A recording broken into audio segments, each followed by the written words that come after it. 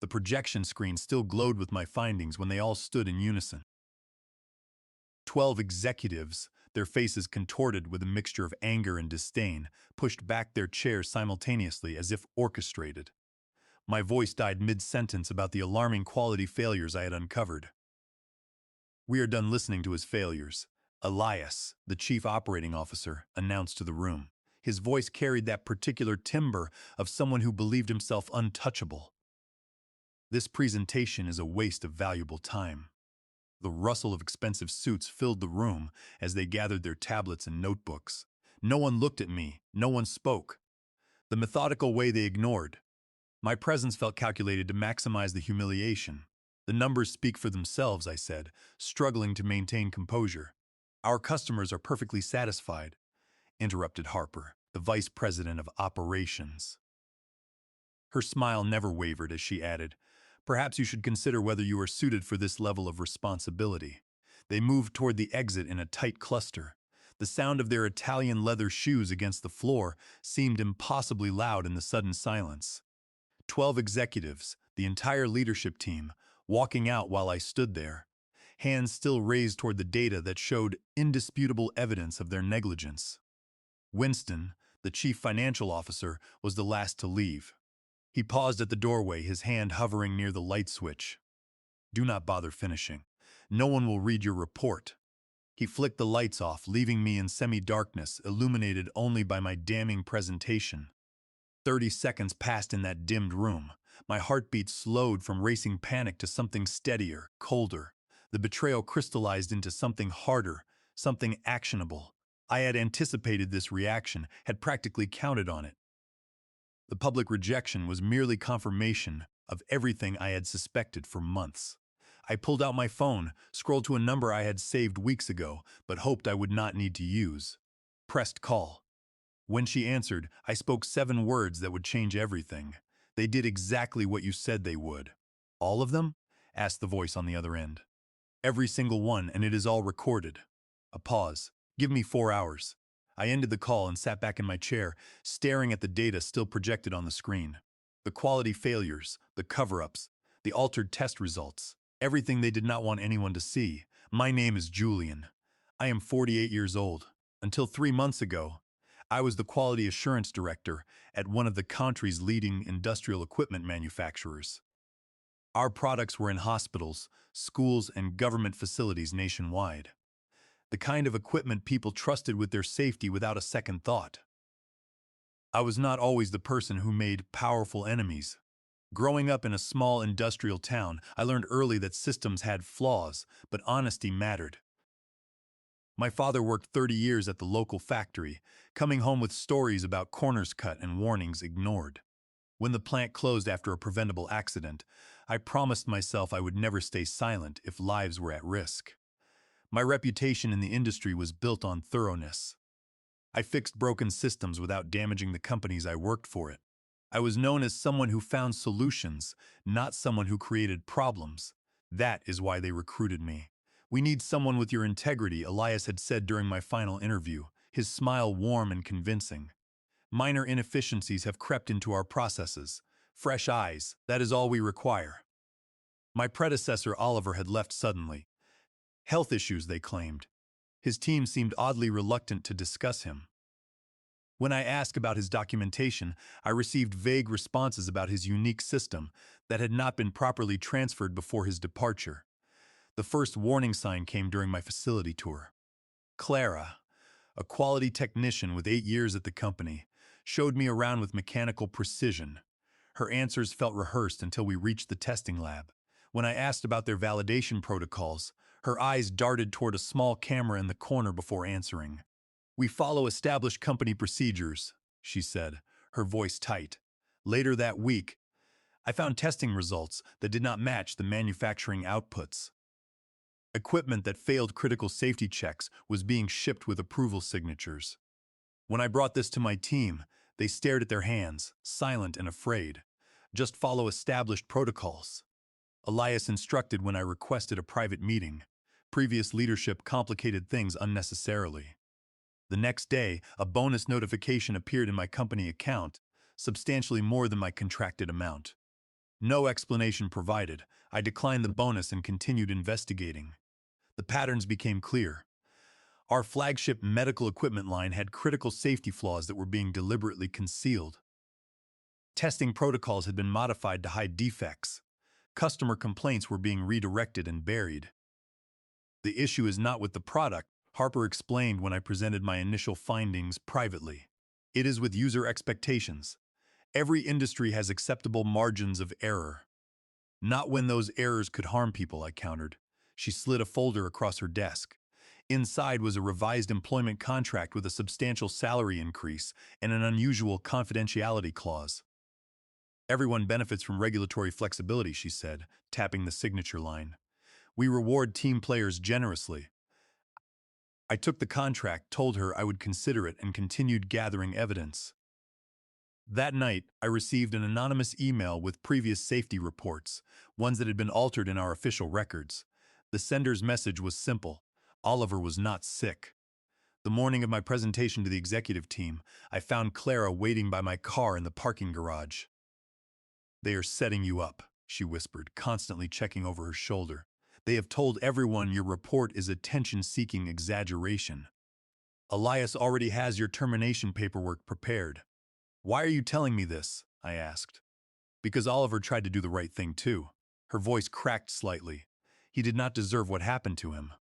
She walked away before I could ask more, but something in her eyes, the same haunted look I had seen in my entire team, solidified my decision.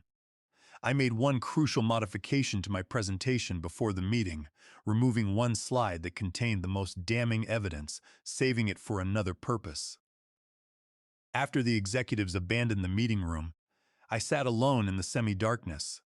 The call I made was not to a journalist or a lawyer. It was to Sylvia, the lead investigator at the regulatory agency overseeing our industry, someone who had been quietly building a case for months. I sent you everything from today, I told Sylvia. The walkout was almost exactly as we predicted. And they made those comments about the incident on record? Her voice was measured, professional. Yes. Winston specifically mentioned handling it like before when discussing the suppressed incident reports. Perfect. That connects the dots we needed. Keys clicked in the background. Stay where you are for now. Act normal if anyone returns. I gathered my materials slowly, methodically. The humiliation that should have crushed me had instead hardened into something dangerous certainty. For 3 months, I had been building a case while they thought they were breaking me down. The first time I contacted Sylvia was not planned. I had found her name buried in correspondence my predecessor had hidden in encrypted files. Oliver had not left for health reasons.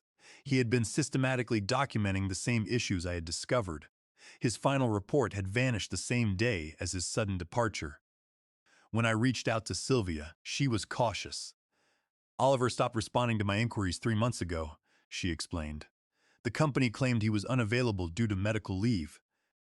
He is not sick, I said. At least not according to his wife, who I tracked down yesterday.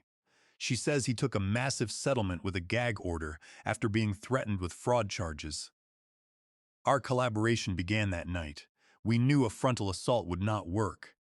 The executives had covered their tracks too carefully, with armies of attorneys ready to bury any accusation. We needed them to incriminate themselves, preferably on record. After leaving the meeting room, I walked through the empty halls to my office. The silence felt weighted now, expectant. I checked my watch, 2 hours until Sylvia's team would make their move. My office door was ajar. Inside, sitting in my chair, was Harper. That was quite a spectacle, she said, turning my computer monitor toward her completely. Though not surprising, given your approach. I set my materials down carefully. Was there something else you wanted to say that you could not share with the group? She smiled that particular smile that never showed teeth. You know, Julian, I actually argued for hiring you. Your reputation for fixing problems impressed me, but you misunderstood your assignment from the beginning, which was to fix the perception problem, not to create a new one. She stood, smoothing her skirt. Your position has been terminated, effective immediately. Security will collect you in 20 minutes. Whatever materials you have gathered stay here, including my personal notes? Her eyes narrowed slightly. Everything. The company owns all work product created during your employment. I understand. I nodded solemnly. Something in my calm acceptance made her suspicious. This is not a negotiation, Julian. You have made enemies of people who do not forget, people with influence across the entire industry. Is that a threat? It is reality.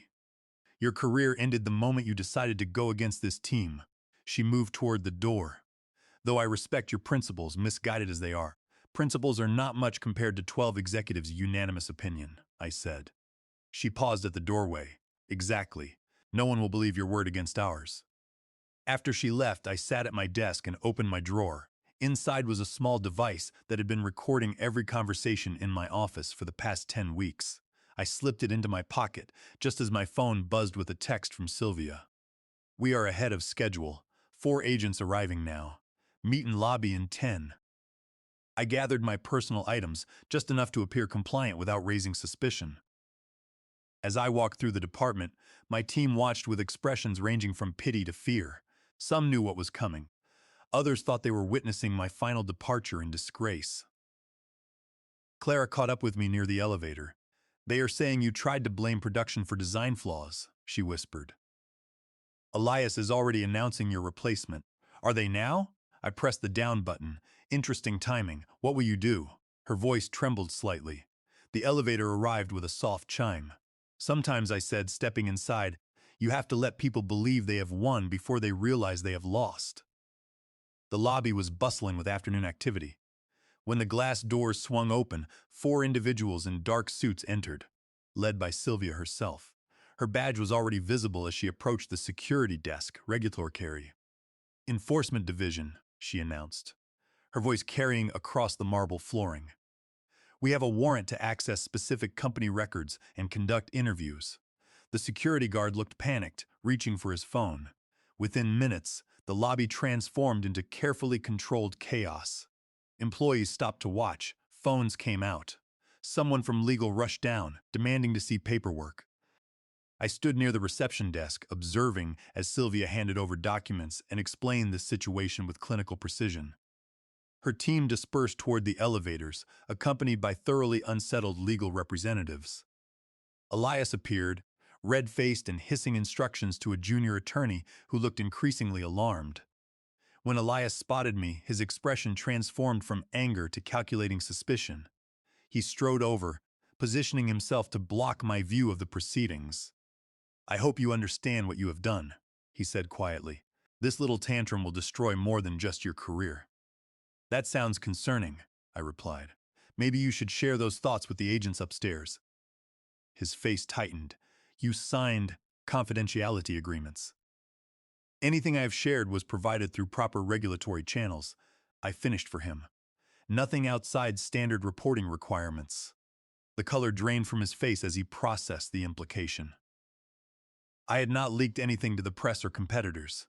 I had simply followed mandatory reporting protocols they had been circumventing for years. You have no idea what forces you are playing with, he said, voice low. This company has survived worse than one disgruntled employee. I smiled, maintaining eye contact. I am not disgruntled, Elias. I am doing exactly what you hired me to do, ensuring quality standards are met. Something in my expression must have unsettled him because he stepped back slightly. Security will escort you out now. Actually, said a voice behind him, Mr. Julian will be staying to assist our investigation. Sylvia stood there, her badge prominently displayed. We have some questions about the presentation that was interrupted earlier today. The next 4 hours unfolded like a carefully choreographed dance. Agents moved through the building, securing servers and documentation. Executives were isolated for interviews. Employees watched wide-eyed as years of careful deception began unraveling in real time. I sat in the conference room, not the one from earlier, answering questions and providing context as Sylvia's team built their case. Through the glass wall saws, I could see the growing realization spreading across the office as whiteboards were filled with timelines and connections. At 4:30, Winston, our chief financial officer, was escorted from his office, ashen-faced and silent. By 5:15, 8 more executives followed, not in handcuffs, but clearly no longer in control. As they passed the conference room where I sat with Sylvia, Elias locked eyes with me, the recognition flickering across his face. understanding that the man they had dismissed as incompetent had systematically dismantled their entire operation was almost worth the 3 months of anxiety and gaslighting. But this was only the beginning. What none of them knew yet was that tomorrow morning their carefully constructed house of cards would completely collapse in ways none of them could possibly anticipate. The evidence secured today was just one piece of a much larger puzzle, one that had been forming for years before I even arrived. The true scale of what was coming would not be clear until the emergency board meeting scheduled for 8 in the morning. By then, it would be too late for damage control, too late for lawyers, too late for anything except watching their perfectly constructed world burn to ashes, and I would be there to witness every moment. The next morning arrived with the surreal brightness that follows life-altering events. I dressed methodically, charcoal gray suit, minimal jewelry, hair pulled back severely. Today was not about making an impression. It was about watching accountability unfold. Sleep had evaded me, but adrenaline provided perfect clarity. 3 months of careful documentation, strategic alliances, and deliberate patience were about to culminate in this emergency board meeting.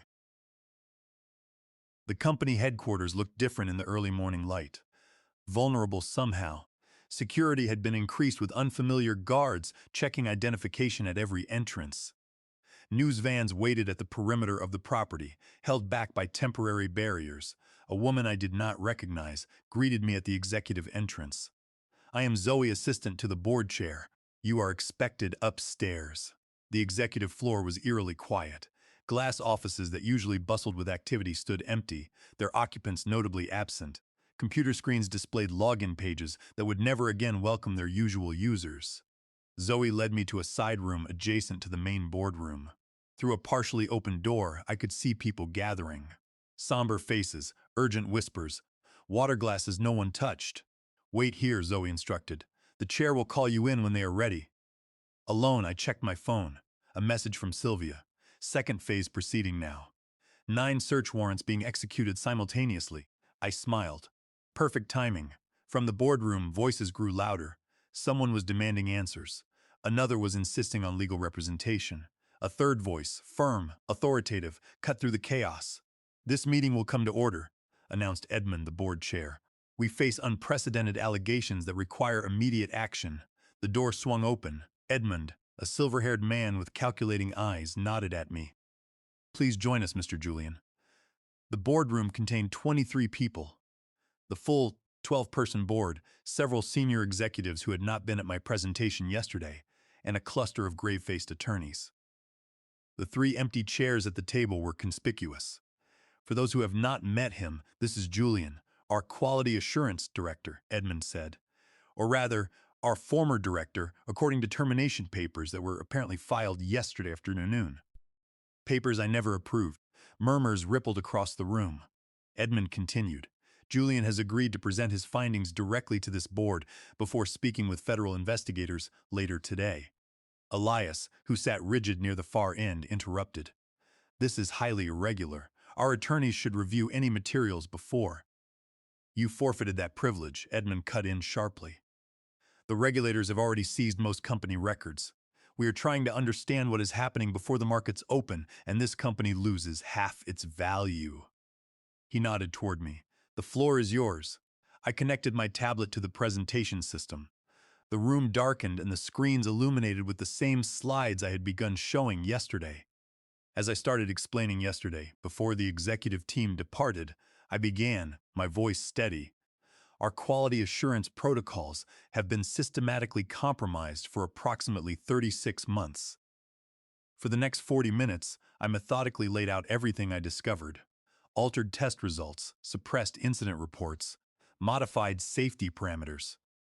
I showed communications proving deliberate concealment of equipment failures, including 3 that had resulted in patient injuries at hospitals." The board members' expressions shifted from skepticism to shock to barely contained fury. "This cannot be accurate," insisted Harper when I paused. "These are isolated incidents being presented without context." "Actually," I replied, "I have not even shown you the most concerning evidence." I switched to a new set of slides, ones no one had seen before. These contained financial records showing patterns of suspicious payments to offshore accounts following regulatory inspections, tracing diagrams linking executive bonuses to falsified quality metrics, email chains discussing containment strategies for potential whistleblowers. "Where did you get these?" demanded Winston, his voice hoarse. "From your predecessor, Oliver," I replied calmly. "Before he was forced out, he created secured backups of everything. He anticipated being silenced, just not how thoroughly you would do it." I turned to the board. Oliver did not leave because of health issues. He left because he was given a choice: sign a settlement with a gag order or face manufactured fraud charges. His final act was encrypting these files with instructions that they be sent to specific people if he did not reset a digital timer every month. "That would be theft of company property," one attorney interjected. Edmund raised his hand for silence.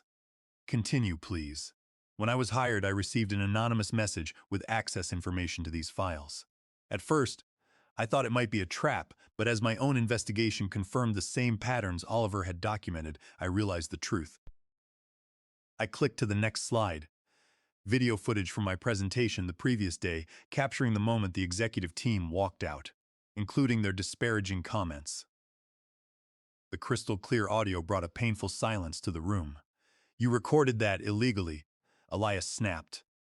"Actually," I countered, "all meeting rooms in this building have automatic recording capabilities for archival purposes. As stated in the company policy manual, section 4.3. I simply requested access to those archives this morning, which Edmund approved." Edmund's expression revealed nothing, but the slight nod he gave me spoke volumes. He had been meticulous in following proper channels, giving the company no technical violations to use against us. "This morning," I continued, "federal agents are executing search warrants at 9 executives' homes. They are specifically looking for communications about the incident from last year. The one where equipment failure in an operating room was blamed on user error, despite internal documentation proving otherwise. The color drained from several faces around the table." "How do you know about that?" Winston whispered. I tilted my head slightly. "Because I was hired to discover exactly these types of issues.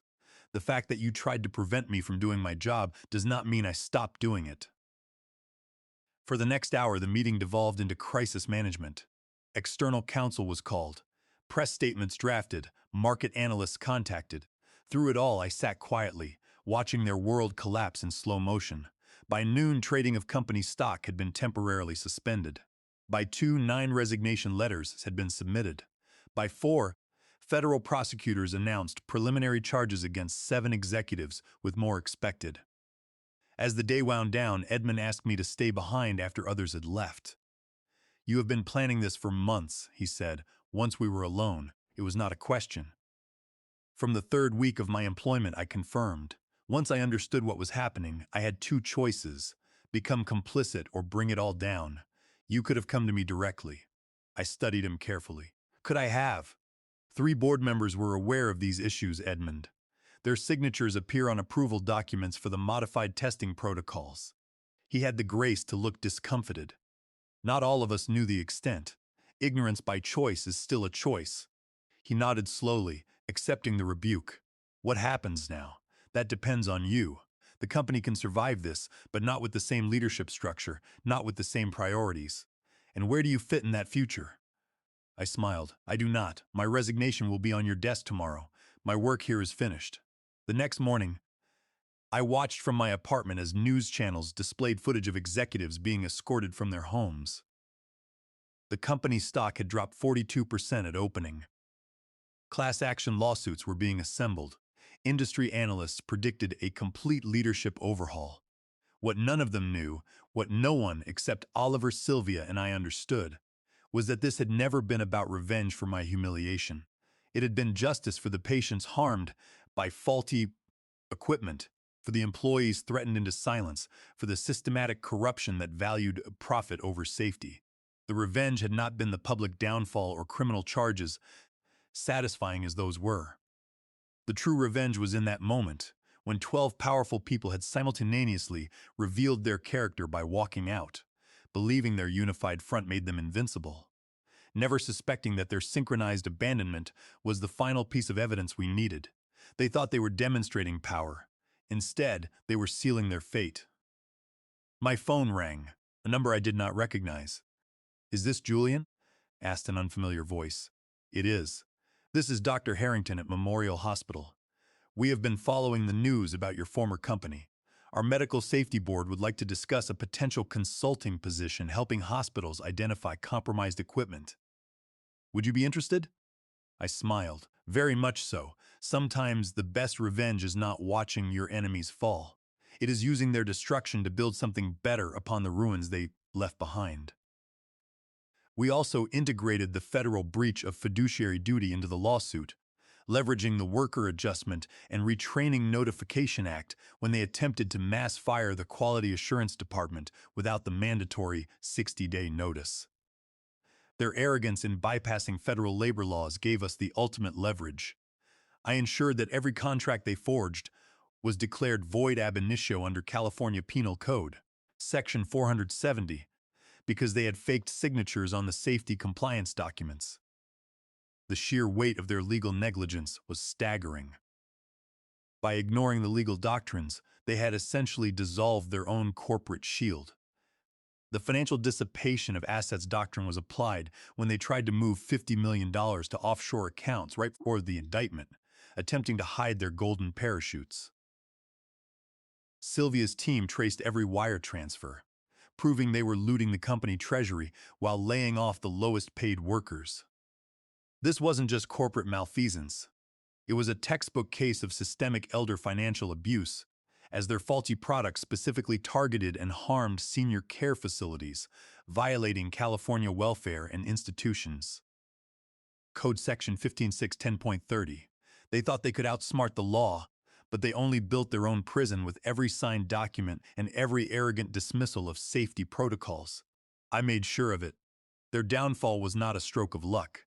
It was a meticulously engineered legal execution, and I was the architect. The legal precedent we established that day echoed throughout the industry for years. Not only did the federal prosecutors secure convictions against all 12 executives, but the civil lawsuits also shattered their offshore accounts. We had successfully applied the piercing, the corporate veil doctrine, ensuring that their personal assets were seized to compensate the victims. The sheer magnitude of their arrogance was their undoing. They believed that their wealth and titles made them immune to the fundamental laws of fiduciary duty. They were wrong. Every single document they forged, every safety report they altered, and every whistleblower they silenced became another nail in their legal coffins. Looking back, the 30 seconds I sat alone in that darkened conference room was the turning point of my entire life. It was the moment I realized that true power does not come from intimidating subordinates or manipulating data. True power comes from the truth, meticulously documented and strategically unleashed. I spent the next 5 years consulting for regulatory agencies, helping them design better algorithms to detect corporate fraud before it costs lives. Clara eventually took over my old department, implementing a culture where transparency was rewarded rather than punished. Oliver, having been vindicated, joined a prominent nonprofit advocating for whistleblower protections. As for the executives, they traded their Italian leather shoes for standard-issue prison footwear. The chief operating officer, who had so smugly dismissed my findings, received a 15-year sentence in federal prison for securities fraud and conspiracy. The vice president of operations, who tried to buy my silence, was permanently barred from serving as a corporate officer anywhere in the country. Their downfall serves as a permanent warning to any corporate leader who thinks they can outsmart the law and endanger the public. You can hide the truth for a little while, but eventually, someone like me will walk into the room, turn on the lights, and show the world exactly what you have been doing. And when that happens, no amount of money or influence will save you from the consequences of your own actions. The truth always prevails. Period. The end of this chapter is just the beginning of a safer industry for everyone involved.